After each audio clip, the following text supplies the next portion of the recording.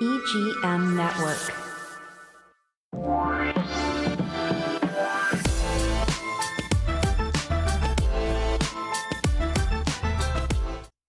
What's up? Welcome to Bars Deep, everybody. We're back. Today, we're going to be talking about the relationship jungle. And today, I got with me Maddie again by popular request. And also today, which is a treat, I have my son here, Will Harris III. We're going to be talking about relationships. I'll be going back and forth with both of them. How y'all doing this morning? Good. Good. How you doing, Willie? All right, so let's get into it. Let's get into it. How about y'all? Hey, we're doing good, man. We're here in Florida. You're in Ohio. What is it like in Ohio right now, the weather? It's icy, raining, cold. No snow right now, but it's definitely cold. It make you want to stay in the house for sure. Okay. All right. Well, we got a little bit of sun. It's a little chilly, but what it's like 67 degrees right now, maybe 65, and we calling that chilly. Man. Right. Exactly. All right. Yeah, So, hey, they would kill for that up here. Yeah, I know. That's one of the reasons why I left.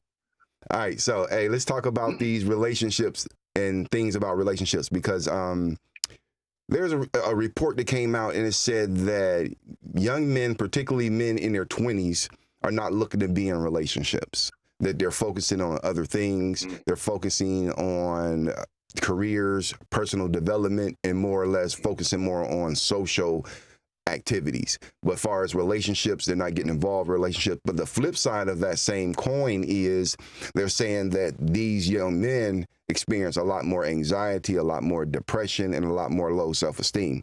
So that's the flip side of the same coin. So the thing is how did we get here? Why would young men not want to be in relationships? Who want to go first? Maddie, you go first.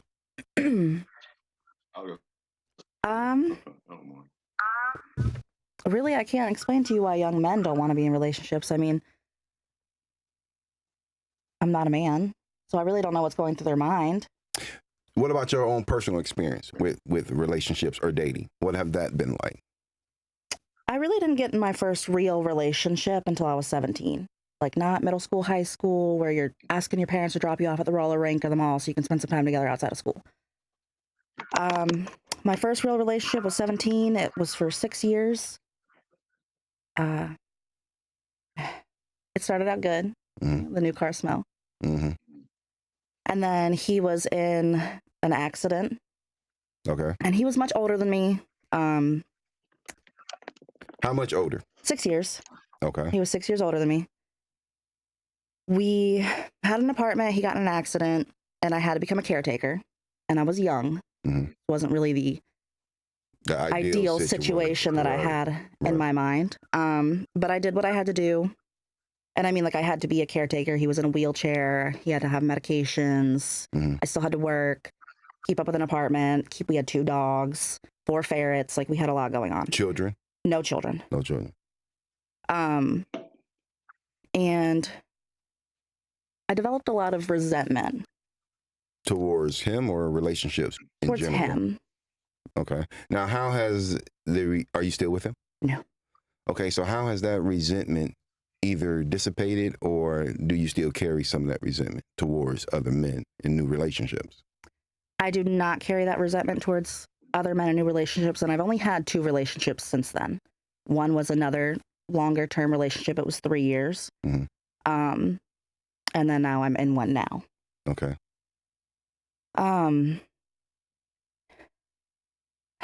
It's just one of those things. I don't know. I still have to communicate with him. We have 2 children together because we stayed together. Even though I had this resentment, we stayed together. This is the guy who was in the accident you were taking care of? Mm-hmm. So you ended up having children after that? Yeah. We stayed together. Okay. We had children. We had our issues, moved across the state at one point to try to save our family. He ended up messaging another woman online and was talking about having sexual relations with her. So I was pregnant with our second child. Okay. And I had a lot of complications in that pregnancy. So we moved back home. I moved in with my mom. After we had our daughter, we broke up. And we've kept it like that. We are trying to have a good co-parenting relationship.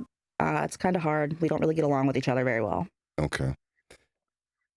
And I still, every time I look at him, I just still have that resentment. I still have that. At 17, 18 years old, I had to take care of this grown man. Let me switch gears for a second. All right, let me go back to this question of young millennial men not wanting relationships. What would you say, Willie? What would be your opinion as far as why that's the way it is right now? I don't know too many personally in real life that essentially feel that way. But if you look online, it is a growing concern amongst a lot of younger guys. And I think that may be due to some unrealistic expectations that may be placed upon them from maybe some women in their age group. A lot of women that are younger expect the younger guys to be as financially secure as maybe someone in their 30s to 40s, Mm-hmm. because that may be the kind of the age of a guy that they're used to seeing, or age of a guy that they like, or just something that they've been taught taught or told. So I'm definitely seeing a lot of the younger guys online are more focused on personal development, whether that be going to school, taking classes, learning a trade, working out, anything like that, or just like working jobs to save money, buy a house, things like that. Right. I do think it has a lot to do with the internet. The internet has made the world smaller, and also it's changed a lot of expectations that we as people have on Wow. a daily basis.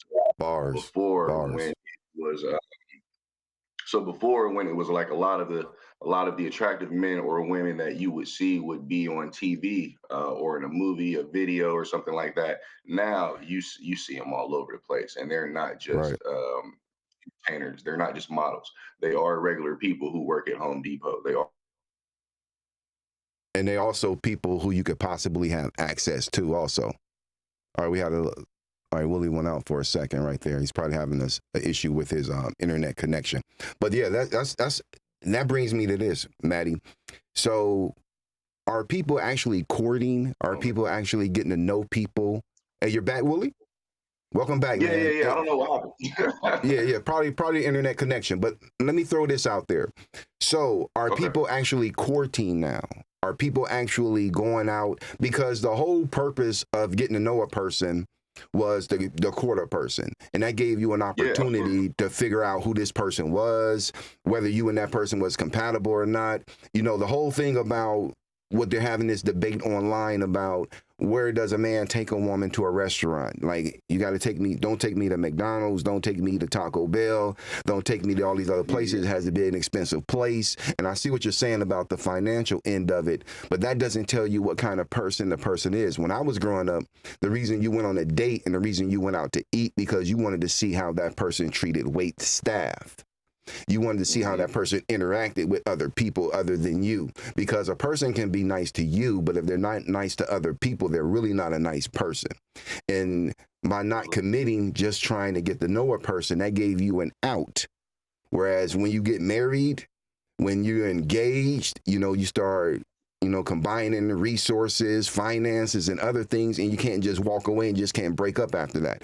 Whereas if you're courting, things don't work out, you see some things you don't like, and you turn and go in the other direction. And not just that, another thing that you were saying, Willie, I want to piggyback on, is that people look a certain way now online, and they're sanitized online. So a guy can have a perfectly manicured beard, and he's going to probably get a lot of play simply because he has a well manicured beard.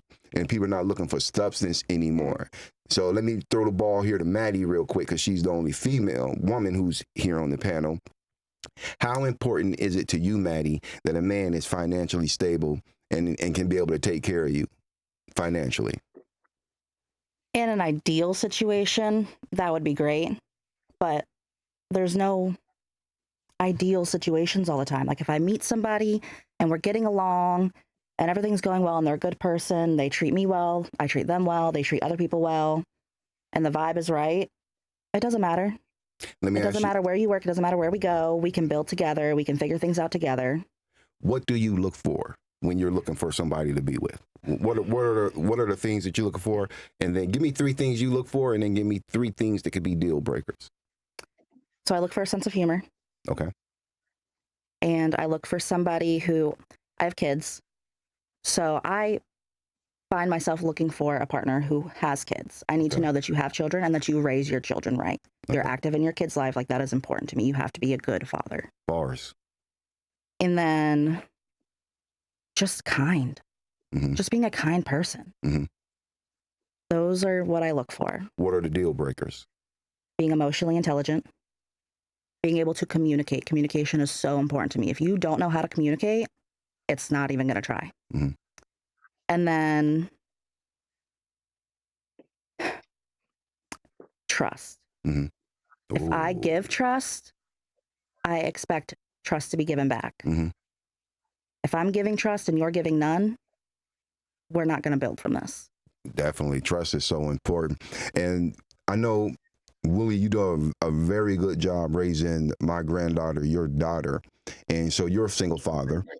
And you're, oh man, you do an excellent job. I'm not single anymore. Say it again. What'd you say? I'm not single anymore. I was for a while. Okay. I'm dating now. Yeah. Hey, man, I'm look. now. I have to make sure I say that. I got to make sure I say it just in case you see it. Oh, okay. So they got to keep it real.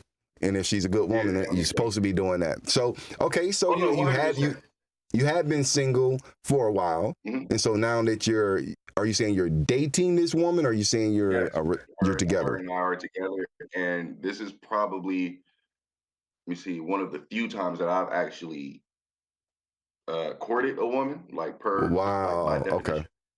Right. From like the millennial version of it, but this was more like, let's go. Like our first date was a restaurant. We went out to eat. Our second date, we went hiking. Our third date, we went bowling, and then we went to a bar for a little bit. So we dated we went. I courted her for about a month before we actually got together and started dating. And that's been, it's been about 4 or 5 months now. So, and there's something to be said. Oh yeah, because there's something to be said about being friends first, and that everybody has this microwave mentality. The way Willie was saying earlier about how the world becomes smaller because of the internet, and you seem as though you have 1,000,001 opportunities or prospects out there, when really a lot of that stuff isn't real and it's sanitized online. So the thing becomes like, what's the future as we go forward? What needs to change? What needs to happen in order to have healthy relationships going forward? Or do you think we're heading in that direction? I don't know. We need real world interactions. It kind of goes back to what you were saying earlier about a lot of kids having like anxiety problems, depression, low self-esteem. They're not having any real world interactions with the opposite sex, whether it be a male or female that's having anxiety. So a lot of their interactions are online based, and we all know that there's a lot of things that fly online that don't fly in real life. So when they find themselves in a real situation in person with the opposite sex, they don't necessarily know how to conduct themselves in person. Everything that they do is geared toward online. So I think to kind of circumvent that, we gotta make sure that these people are having more real world interactions. Bars. And that's I think that's really the basis of it. And what do you think, Maddie? What needs to happen as it relates to the dating world and young millennials and young people? Or let me ask you this question. What should be done, or what should we be teaching young men who have given up on relationships? I think a lot of things come down to the internet and hookup culture. Hookup culture is huge right now. Right, because you got like what, online dating? Yep. What's one of them? It's many of them. There's Tinder. Okay. There's Facebook dating. There's hookup.com. There's God, I don't know. There's many. Some where you can be a married woman or a married man, and people will date you just being married. They don't care. Yeah. Yeah, people want to have an affair. Everybody on there is married. I've seen that before. I think that people just need to kind of heal. All right. Ooh, bars. We have to heal. And you don't have to spend all this time healing by yourself. You can start your healing process and meet somebody and start developing a relationship and still be healing. And that's fine. But if you're not making any progress on yourself, you're never going to have a successful relationship. And that goes for friendships too. You're always going to have falling outs. You're going to have miscommunications. You're going to have fights. Like, your responsibility to yourself is to make progress and heal and be able to develop communication skills and to be able to develop trust and to be able to be vulnerable and to just be a nice person, a decent person. Like, we have to have good intentions. And I feel like everyone's intentions lately are not pure. Everyone wants the next best thing. And that all comes down to being online again. You can have this great relationship with a partner who's all the things that you want. But, oh, you know what? This person looks better and they're offering me more. So I'm going to leave. I'm going to go do this instead. Right. And then it's not the same. Right. And then you're regretting it. And what are you going to do? They're not going to take you back. Right. If they do, you're lucky, but the trust isn't going to be the same. It's not going to be the same relationship. You don't get the same person twice. And I think it depends on how you were raised also, how you look at relationships. Yes, which still comes down to healing. Yeah.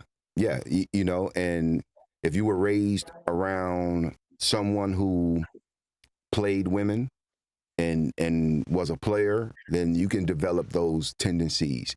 If you was raised around someone who was always abused in their relationships, you can develop those tendencies. So it has a lot to do with how we're raised, but we can't re-raise these young men.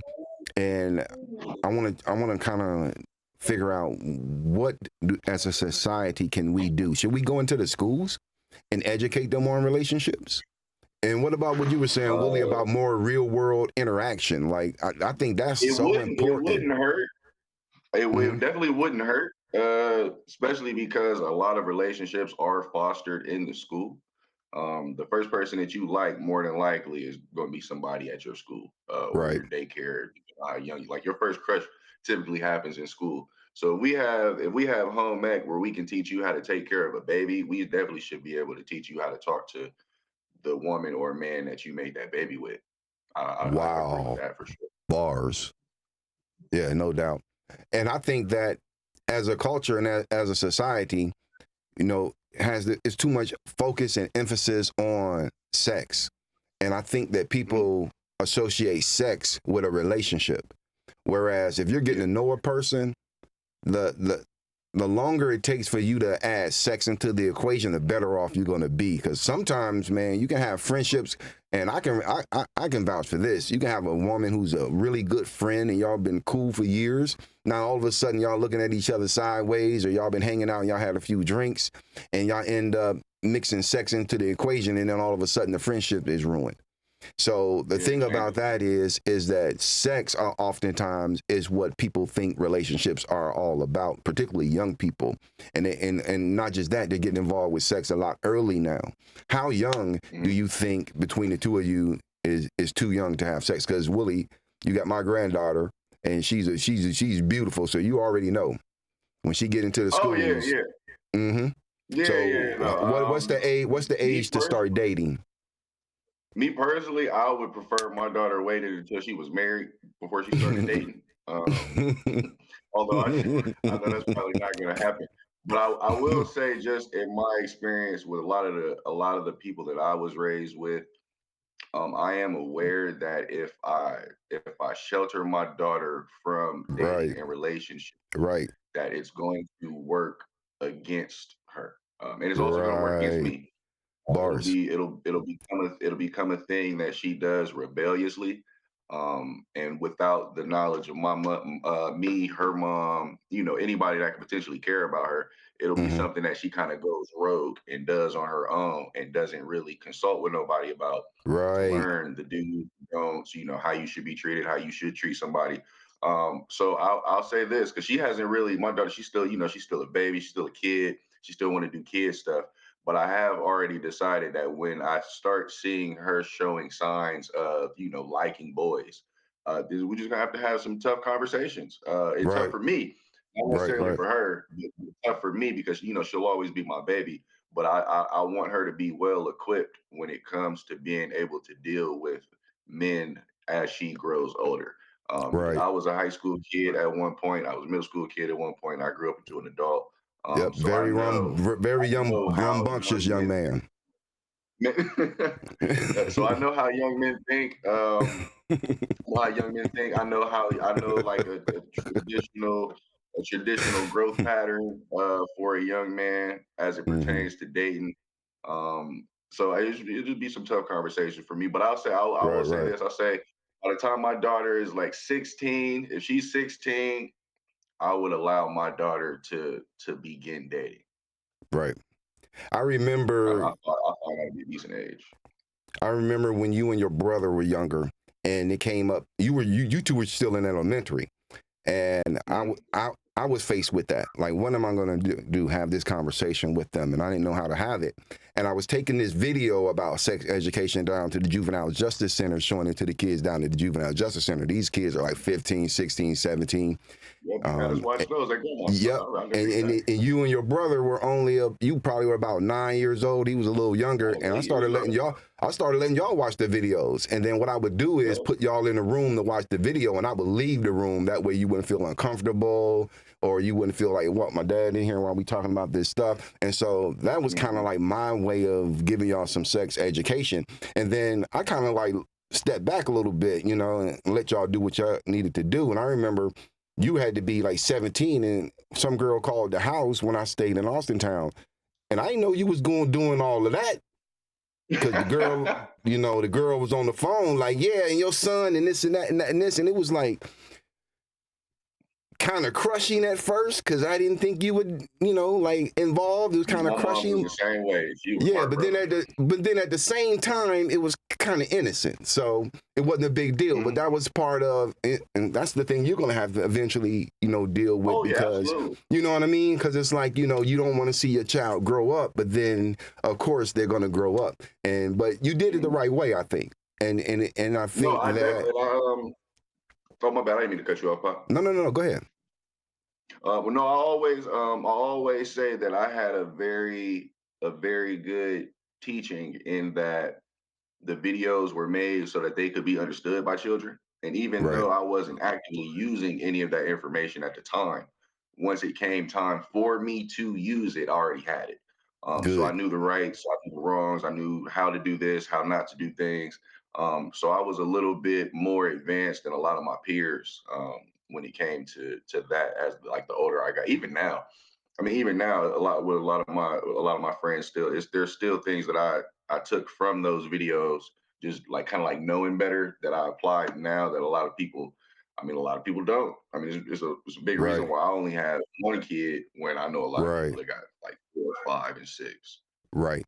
Right, it makes a difference. And so anybody who's It watching definitely this right now, it's very important to have conversations with your children about sex. The earlier the better. And if you're not good at having that conversation, so you don't fumble that conversation, go to the public library, get some videos on sex education, and allow your children to watch those. That way they can get the information, and it'll serve them better in life. Because a lot of times, if you grew up like the way I grew up, you get your information out of the music and off of TV, and oftentimes it's a hyper masculine attitude, and they're teaching you the wrong things as it relates to women, how to treat women. And the thing about men, we need to realize and learn how to get back to being men. It's okay to be caring. It's okay to be gentle. It's okay to be affectionate. It's okay to put your woman first, those sort of things. So I think we 100%. need to get back to that. And getting back to Maddie, so now that you're dating, I believe you're in a relationship now, right? Yes, How is that going, considering the things that you went through in the past? it's good. It is good. We communicate well. We talk about things. We have definitely focused on working together as a team. Mm-hmm. Like, we are a team. We handle things together. When things go wrong, Right, right, we talk, we listen, we stay, we fix. right. Because it's not going to be beautiful days every day. No, there's not. There's going to be some highs and some lows. And it's how you handle those lows. Yes. Have y'all had some lows? Yes. Just once, actually. Just Right. once. Right, right. How were they handled? It was a lot of talking, a lot of patience, Communication. communication. Like, we had to have patience, we had to have communication, gave each other a little bit of space for the day, came back, readjusted, Mhm. and we're fine. Mhm. It's actually better. Right. So I think all the things that I went through have taught me to get to this point. Mhm. And I think it's also super important that people allow, whether you worship the universe or God, you need to allow that into your relationship. Whoa, Ooh, that's a good bars. That is so that's important. good. I like that. Yeah, yeah. Have a spiritual foundation. I totally believe in that. I don't think that a relationship can be healthy if you two don't share the same religious or spiritual beliefs. It's impossible. Yeah. You know, because that's going to be a major conflict. You know, I've been in a situation like that, and we had to get that right. You know, so I understand that when you're in a relationship with a person and their spiritual beliefs don't align with yours. It is so important. And I think just having that foundation can allow you to experience so much more in your relationship. Right. You have that outlet. Like, instead of going online and venting about whatever problems you have to, whether it's just online or to another man or to another woman, you can take your time and be like, you know what, I'm going to go for a walk. I'm going to go talk to God, or I'm going to go talk to the universe, or, you know what I mean? And you get your thought process right before you decide what you're going to do. And not just spirituality. Like, you need to know what a person's intentions are before you get hooked up with that person. From the start. Yeah. I mean, you might be looking for marriage. This person not looking for marriage. You might be looking for kids in the future. This person don't want any more kids, or they don't want any kids at all. You might be focused on career. This person might be focused on leisure. They have money. You know, so you got to make sure what your intentions are matches the other person's intentions. And that goes back to courting and getting to know a person, because you don't know a person's intentions in the beginning. People are very good at being somebody who they're not, oftentimes.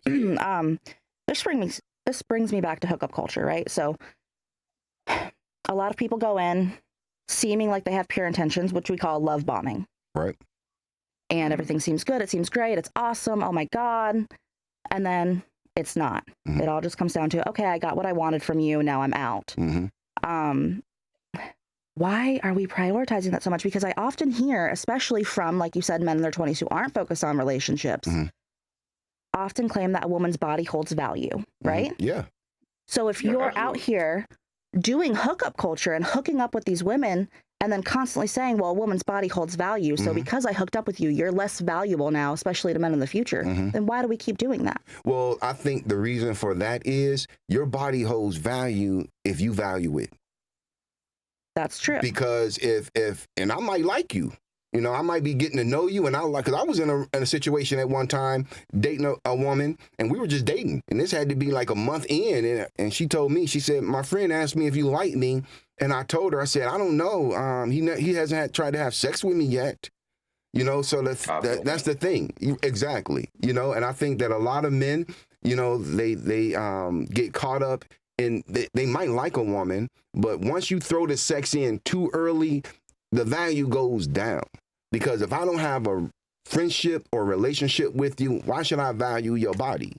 If you just gave it to me and you didn't require anything, you didn't have any value as far as giving it to me, then why should I value it afterwards? Even if the man liked the woman before and she gives him sex early, the respect is not going to be there, I don't think. So now what about for the people who do make you wait and they do make you work for it, and then you spend that 2-3 months waiting, you get what you want, and then you still value them less and leave? Well, that's probably a person who's just a narcissist. Okay. Yeah, that sounds like the males. Yeah, that's a person who's a narcissist, and you're not going to win either way, no matter what you do. So that's just the life of a narcissist. All right, y'all, we're going to be wrapping up. We got like 1 minute left. I just want to say thank you all for tuning in to Bars Deep. We'll be back next week. I want to thank my guests, my son, Will Harris III, and I want to thank Madeline Soba. You two want to end us with, Maddie, you give me a ending, and then I'll go to Willie, and he'll send us on out of here. Just thank you so much for having me on here and giving me this opportunity. I appreciate it, and it's been fun talking to both of you. Oh, man, nice. Willie, go ahead, man. Send us on out, man. I love you. I love you too, Pop. I appreciate you having me. Maddie, it was definitely nice to meet you. Nice to talk with you. I got a lot of good insight from your side. And if Pop, you do this again, let me know. I'll be glad to be back. Always, definitely. You definitely also, shout out to y'all's engineer. As an engineer Jesse. myself, we don't get a lot of love when it's over. So yeah, shout out to Jesse. Yeah, we got to For give some making love sure to everything Jesse ran in smoothly. I here, appreciate in the studio here. I mean, they're like class A, man. So if anybody here on the Treasure Coast, and even if Yeah. you're not here on the Treasure Coast, anywhere in the United States, they can still hook you up. So you need to hook up with them. And this is Evergreen Media. Evergreen Media, just so you know. All right, we'll see y'all next week. Bye. All right, Pop.